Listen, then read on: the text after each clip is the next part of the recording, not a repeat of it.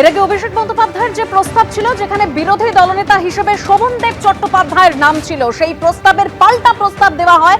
বহিষ্কৃত ঋতব্রত বন্দ্যোপাধ্যায়কে সমর্থন করেন 58 জন বিধায়ক এবং তারপরে তিনি এলওপির দায়িত্ব পান। শোভনদেব চট্টোপাধ্যায় কি বলেছিলেন শোনাবো। আমাদের যা বলে দিয়ে গেছে এটাই আমাদের দলের কথা, এর বাইরে কোনো এর থেকে বেশি বা কম কিছু বলার নেই। সবটাই বলা হয়েছে, কুণাল সব বলে গেছে, সিদ্ধান্ত অনুযায়ী কথা বলে গেছে। এর বাইরে আমার কিছু বলতে পারি, আমার কোনো লোক নাই। আমাকে দেওয়া হয়েছে তাই আমি খবর দলের কাছে কিছু চাইনি, দেওয়া হয়েছিল নেই। দল থাকবে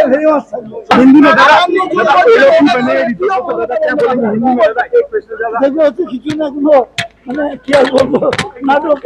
সাবিনা ইয়াসমিনের নাম ডেপুটি দলনেতা হিসেবে ঘোষণা করা হয়েছে, কি বলেছেন তিনি শোনাবো।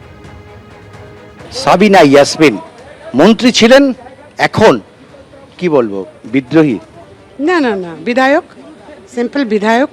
আজকে যেটা আমরা চাইছিলাম দীর্ঘদিন ধরে জেতার পর থেকে, যে বিরোধী দল হিসেবে তকমা, দীর্ঘ টানাপড়নের পর আজকে আমরা এমএলএরাই 2/3 এমএলএরা বসে সিদ্ধান্ত নিয়েছি এবং বিরোধী দলনেতা আজকে আমরা যাকে চেয়েছিলাম ঋতব্রত ব্যানার্জি, উনি আজকে স্বীকৃতি পেয়েছেন।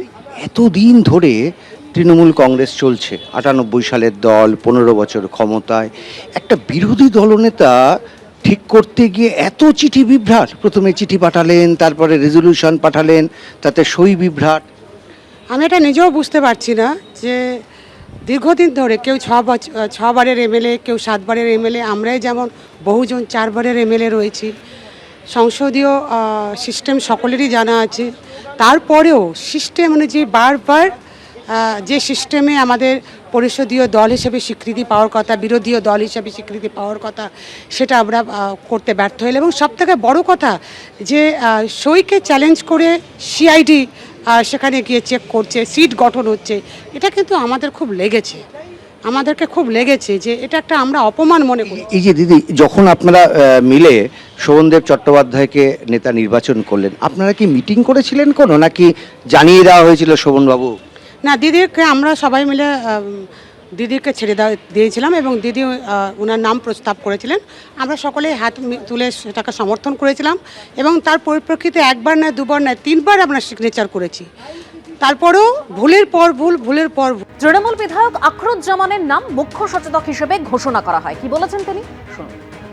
মমতা বন্দ্যোপাধ্যায় আপনাদের পরামর্শদাতা, কিন্তু অভিষেক বন্দ্যোপাধ্যায়ের সঙ্গে সম্পর্ক নেই, এইটা কেন?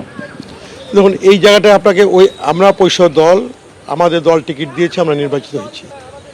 আমাদের নেত্রীর নির্দেশ মোতাবেক শোভনদা এবং ফিরাদ হাকিমকে আমরা মুখ্য সচেতক এবং দলনেতা হিসাবে আমরা মান্যতাতে সই করেছিলাম। কিন্তু বিধানসভার রীতিনীতিকে মান্যতা না দিয়ে যেভাবে খামখেয়ালিপনা করা হচ্ছে, যেভাবে সই জাল করা হচ্ছে, তাতে মনে হচ্ছে যে আমরা এখানে কলুষিত হচ্ছি, সমাজে আমরা ছোট হয়ে যাচ্ছি।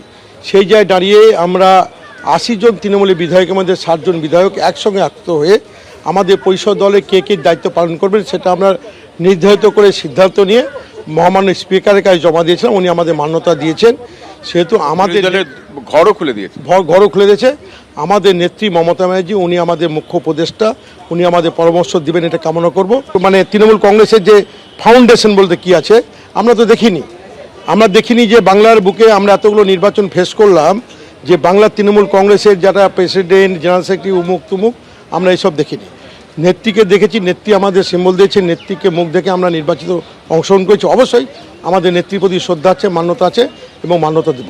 মিটিং ডাকলে যাবেন? উনি যদি আমাদের এই পরিষদ দলকে মান্যতা দেন, উনি ডাকলে নিশ্চয়ই আমরা ওনার সঙ্গে যাব। এবিপি আনন্দ, এগিয়ে থাকে, এগিয়ে রাখে।